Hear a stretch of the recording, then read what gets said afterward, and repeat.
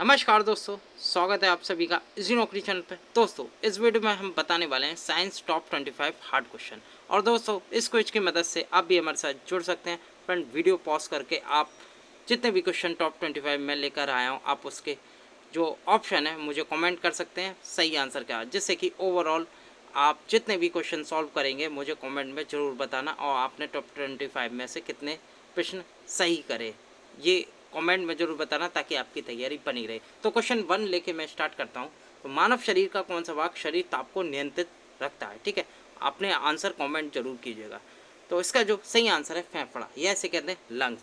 Friend, lungs आपको पता है फ्रेंड्स, एक रेस्पायरेटरी ऑर्गन होता है जो कि शरीर ताप को नियंत्रित करता है। फ्रेंड, रेस्पायरेटरी जब रिएक्शन होती है या श्वसन क्रिया के दौरान जब शरीर के जो टिश्यू होते हैं उसमें जो भोज्य पदार्थ के जो ऑक्सीडेशन से जहाँ एक और ऊर्जा मुक्त होती है, वहीं दूसरी ओर फ्रेंड वाटर वेपराइजेशन होता रहता है। और फ्रेंड, जो निष्कासन जो शरीर में जो विभिन्न विभिन्न प्रकार की गैस होती हैं उनका निष्कासन होता रहता है और शरीर का भी ताप नियंत्रित रहता है। तो इसका जो सही आंसर है वो है फेफड़ा। ठीक है, क्वेश्चन नंबर 2 चलता हूँ।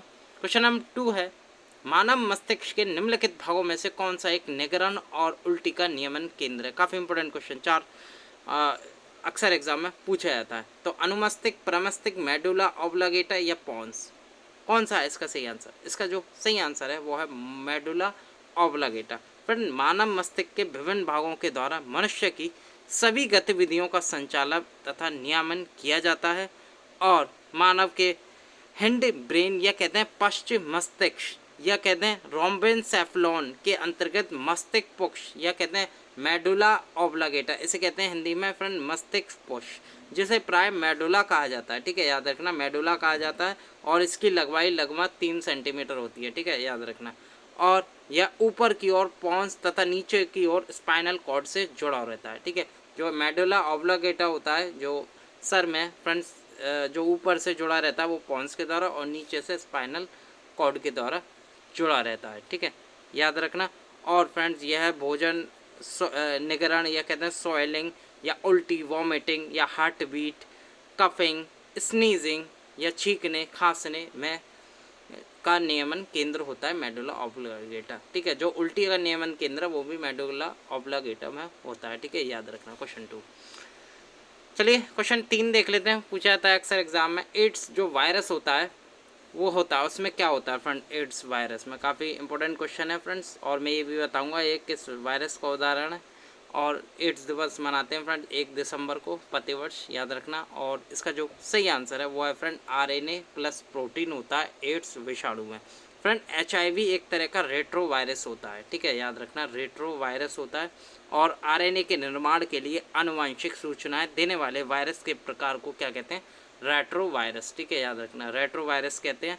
और एचआईवी धनात्मक एकल रेशे वाले आरएनए की 2 प्रतियों से मिलकर ये बना होता है। अगला देख लेते हैं क्वेश्चन नंबर 4। क्वेश्चन है, बायोचिप में क्या होता है? काफ़ी इंपॉर्टेंट क्वेश्चन, ये पूछा जाता है एग्जाम में। बायोचिप में होता है फ्रेंड, तीनों होते हैं, आरएनए, डीएनए तथा प्रोटीन। डी ऑप्शन बिल्कुल सही है, तीनों होते हैं बायोचिप में। और फ्रेंड, आपको पता है बायोचिप अर्धचालकों के समान ही एक चिप होती है जिसमें इलेक्ट्रॉनिक परिपथ की जगह जैविक पदार्थ का प्रयोग किया जाता है।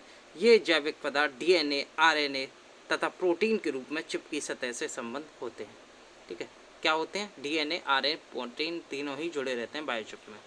5वां क्वेश्चन देख लेते हैं, मायोग्लोबिन में कौन सी धातु होती है? फ्रेंड्स, सबसे पहले आपको पता होना चाहिए मायोग्लोबिन क्या होती है, इसमें कौन सी धातु होती है। चलिए, इसका जो सही आंसर है वो है लोहा, आयरन। फ्रेंड, मायोग्लोबिन लगभग सभी स्तनधारियों, सामान्यतः कशोरकी प्राणियों के पेशीय ऊतकों में पाया जाने वाला एक प्रोटीन होता है और लोहा इसका आवश्यक घटक होता है, आयरन। ठीक है, याद रखना। 6वां क्वेश्चन देख लेते हैं, निम्नलिखित में से कौन श्वान उपजातियों में से कौन भौंकने में असमर्थ है? तो डिंगो, एल्सेशियन, डाल्मेशियन या लेब्राडोर, तो कौन भौंकने में असमर्थ होता है? काफ़ी इंपॉर्टेंट, ये एग्जाम में पूछा जाता है। फ्रेंड, मैं लिख देता हूँ, एक फ्रेंड डिंगो है। ठीक है, इसका जो सही आंसर है वो डिंगो, और एक है फ्रेंड बसेंजी, मैं लिख देता हूँ बसेंजी। ठीक है, ये भी एक डॉग की प्रजाति है, कुत्ते की प्रजाति है बसेंजी। ठीक है, ये अफ्रीका में मिलती है बसेंजी। डिंगो और बसेंजी है ना, ये दोनों फ्रेंड भौंकने में असमर्थ हैं, यानी कि भौंकते नहीं हैं, या इनमें जो लेरिंग्स होता है इनका जो जहाँ से ये भौंकते हैं ठीक है, मुंह से, तो इनका ये विकसित नहीं होता पूरा। डिंगो और बेसेंजी, आपको दो चीज़ याद रखनी है, ये कुत्ते ये जो ब्रीड होती है कुत्तों की, भौंकने में असमर्थ होते हैं, ठीक है, और सामान्यतः कुत्तों की तरह ना भौंक कर एक तरह के अलाप की ध्वनि उत्पन्न करते हैं। तो डिंगो और बेसेंजी इनका नाम है, याद रखना। डिंगो इस ऑप्शन से, और बसेंजी मैं अलग से बता देता हूँ, ये पूछा था एग्जाम में। अगर डिंगो ऑप्शन नहीं मिले तो आपको बसेंजी ऑप्शन मिलेगा, ठीक है, ये चीज़ याद रखना।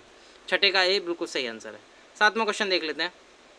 आयोडीन प्राप्त होती है, यानी कि ये चारों शैवाल दे रखी हैं, तो आयोडीन किस शैवाल से प्राप्त होती है, काफ़ी इंपॉर्टेंट। तो फ्रेंड इसका जो सही आंसर है वो लेमिनेरिया। तो आयोडीन पोषणीय गुण से संपन्न पदार्थ है, जिसे लेमिनेरिया नामक शैवाल से प्राप्त किया जाता है, ठीक है, लेमिनेरिया शैवाल है और इससे प्राप्त किया जाता है आयोडीन।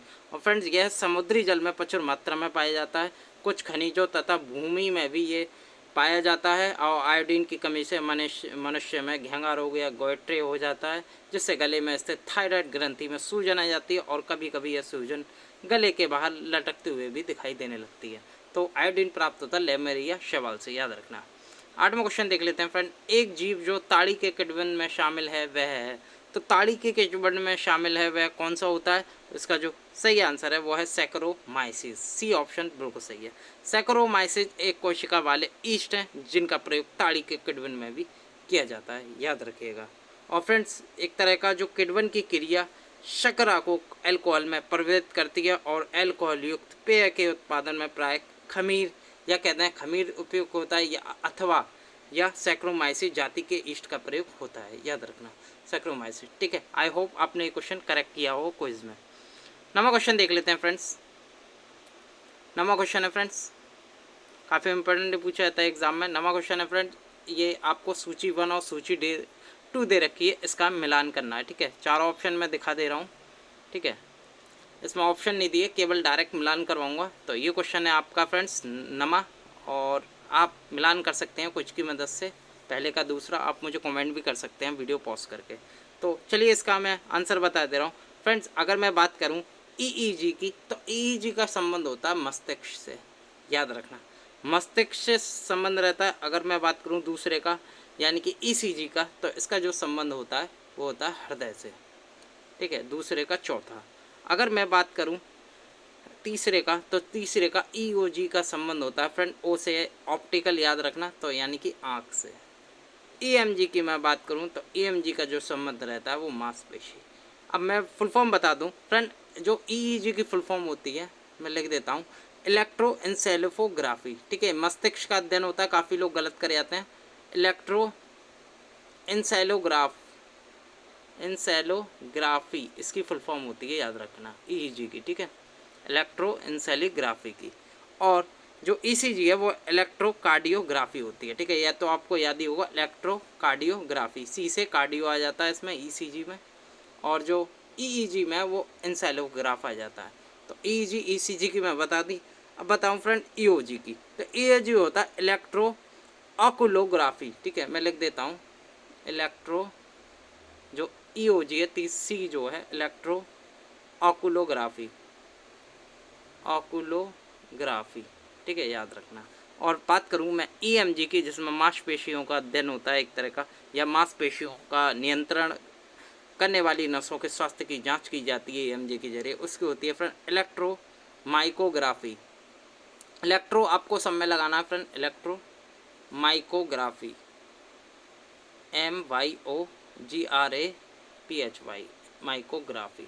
इसमें मांसपेशियों का अध्ययन ईईजी में फ्रेंड्स करते हैं हार्ट का, या कहते हैं फ्रेंड्स एक तरह का मस्तिष्क के अंदर जो न्यूरॉन्स होते हैं उनकी बौछार से सिर की जो त्वचा में विद्युत गतिविधियों की अभिलेखन प्रक्रिया है, ईईजी में अध्ययन होता है इसका।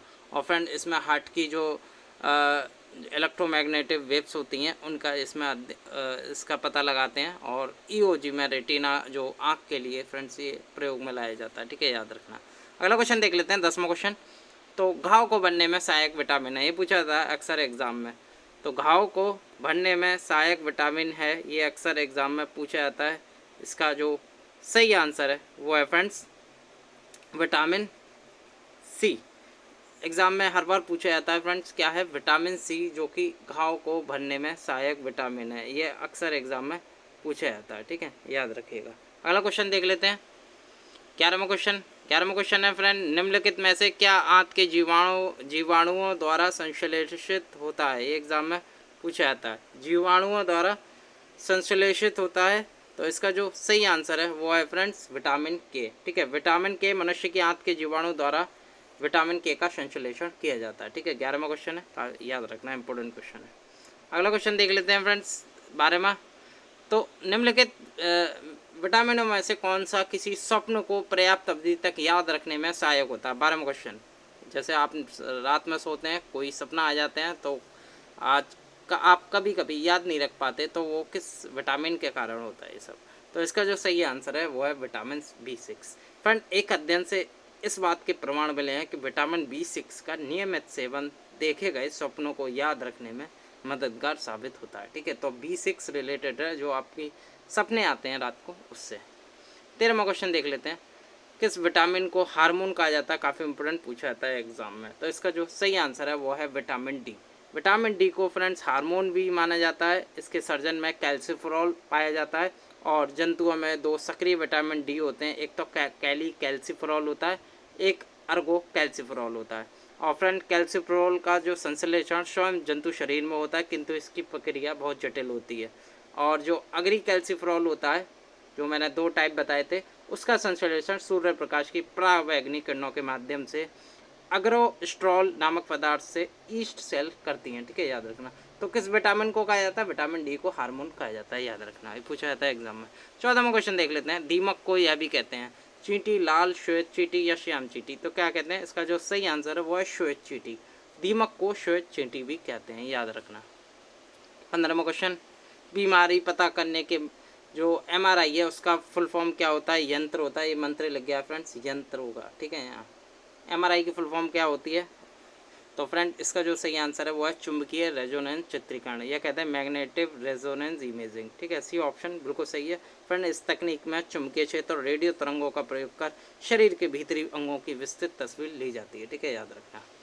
16वां क्वेश्चन देख लेते हैं, किस ग्रुप के जंतु प्राय रात्रिचर होते हैं? फ्रेंड, जो रात में घूमते हैं उन्हें नॉक्टुरनल कहते हैं। ठीक है, नॉक्टुरनल कहते हैं, ये इंपॉर्टेंट क्वेश्चन है, आपको पता होना चाहिए। रात्रिचर, तो रात्रिचर कौन कौन से हैं फ्रेंड? ये है मच्छर, चमगादड़, उल्लू।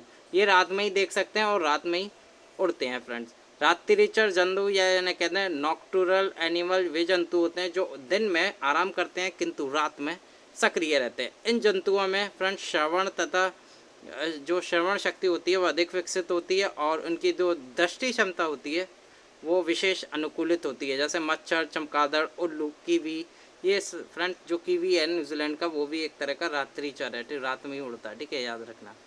17वां क्वेश्चन देख लेते हैं, विभिन्न संस्कृतियों के वैज्ञानिक विवरण के तुलनात्मक अध्ययन को क्या कहते हैं? काफ़ी इंपॉर्टेंट, तो ये कहते हैं इथनोलॉजी। ठीक है, जो इथनोलॉजी होता है वो फ्रेंड विभिन्न संस्कृतियों के वैज्ञानिक विवरणों का तुलनात्मक अध्ययन किया जाता है इथनोलॉजी में। ठीक है, और मैं दूसरा ऑप्शन बताऊँ, इसका जो सही आंसर था वो ए था। ठीक है, अन्य जो ऑप्शन है बी में बता दूँ, जो इथनोग्राफी होता है फ्रेंड वो किसी विशेष संस्कृति का अध्ययन होता है, जैसे इंडस वैली सिविलाइजेशन, तो कोई विशिष्ट संस्कृति हो गई ना, उसी का अध्ययन किया जाएगा इथनोग्राफी में। ठीक है, बात करें फ्रेंड इथोलॉजी, जो सी ऑप्शन दे रखा है, इसका जो है मानव सहित सभी जंतुओं के व्यवहार का अध्ययन। ठीक है, मानव को भी मिला के जिसमें जंतुओं भी शामिल किया जाता है, उनके बिहेवियर का अध्ययन किया जाता है, वो इथोलॉजी में किया जाता है। एथिक्स की मैं बात करूँ तो ये तो आपको पता ही होगा, नैतिक आचार तथा कर्तव्य का मनोवैज्ञानिक अध्ययन है एथिक्स में। 18वां क्वेश्चन देख लेते हैं, निम्न में से कौन सा पदार्थ साबुन बनाने में प्रयोग होता है? काफ़ी इंपॉर्टेंट, एग्जाम में पूछा था। तो फ्रेंड, वनस्पति तेल पदार्थ यूज होता है साबुन बनाने में, और साबुनीकरण की क्रिया में वनस्पति तेल या वसा या कहते हैं कास्टिक सोडा या कास्टिक पोटाश के जलीय विलयन को गर्म करके रासायनिक प्रतिक्रिया द्वारा साबुन का निर्माण किया जाता है, और इसके साथ ही ग्लिसरीन इसमें मुक्त होता है। अगला क्वेश्चन देख लेते हैं 19वां। फ्रेंड, काफ़ी पूछा जाता है एग्जाम में, और ऑक्टेन संख्या किस गुणवत्ता का मापक है? खाद्य तेलों का, पेट्रोल का, केरोसिन का, सुगंधित तेलों का? तो इसका जो सही आंसर है वो है ऑक्टेन संख्या पेट्रोल का मापक है। ठीक है, याद रखना। और जो C10 है ना, वो डीजल का है। ठीक है, याद रखना, ये भी पूछा जाता है C10 नंबर। तो C10 नंबर रिलेटेड है डीजल से, ऑक्टेन नंबर रिलेटेड है पेट्रोल से। ठीक है फ्रेंड, ऑक्टेन संख्या से पेट्रोल के जो एंटीनॉक गुण का पता लगाता है। ठीक है, याद रखना, एंटीनॉक का गुण पता लगाता है। 20वां क्वेश्चन देख लेते हैं, फ्रेंड बुलेट प्रूफ पदार्थ बनाने के लिए निम्नलिखित में से कौन सा बहुलक प्रयुक्त होता है, ये पूछा जाता है एग्जाम में। तो इसका जो सही आंसर है वो है polyamide. Friend bullet proof jacket के निर्माण में पॉलीपैराफिन, मैं लिख देता हूँ, पॉलीपैराफेनिलीन, पॉलीपैरालीन पैरालीन टेरेथोलेमाइड, टेरेथोलेमाइड या कैसे लेमाइड, फ्रेंड इतना नाम पूछा नहीं जाएगा, जो बेसिकली शॉर्ट नेम ही पूछा जाता है तो उसे कहते हैं पॉलीएमाइड। ठीक है, पॉलीएमाइड नामक बहुलक का प्रयोग होता है और ये एक तरह की सिंथेटिक फाइबर है जिसका ब्रांड नाम केवलर है। ठीक है, केवलर नाम से फेमस है ये, केवलर याद रखना। पॉलीएमाइड यूज़ होता है बुलेट प्रूफ पदार्थ बनाने में, या बुलेट प्रूफ जैकेट कहते हैं, ठीक है, या बुलेट प्रूफ हेलमेट कहते हैं, तो उनमें फ्रेंड केवलर या पॉलीएमाइड यूज होता है।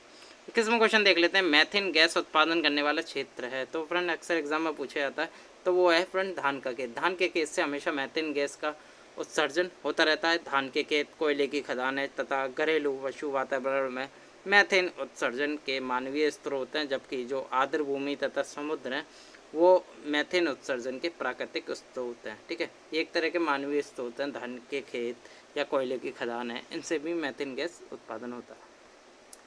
22वां क्वेश्चन देख लेते हैं, निम्नलिखित गैस मिश्रणों में से ठीक है कौन सा वेल्डिंग के लिए प्रयोग किया जाता है। तो वेल्डिंग में कौन सी गैस यूजली प्रयोग की जाती है, काफ़ी इंपॉर्टेंट। तो इसका जो सही आंसर है वो ऑक्सीजन तथा एसिटिलीन का मिश्रण सर्वाधिक प्रचलित है गैस वेल्डिंग में, तो यही फ्रेंड्स भरी जाती है इनमें।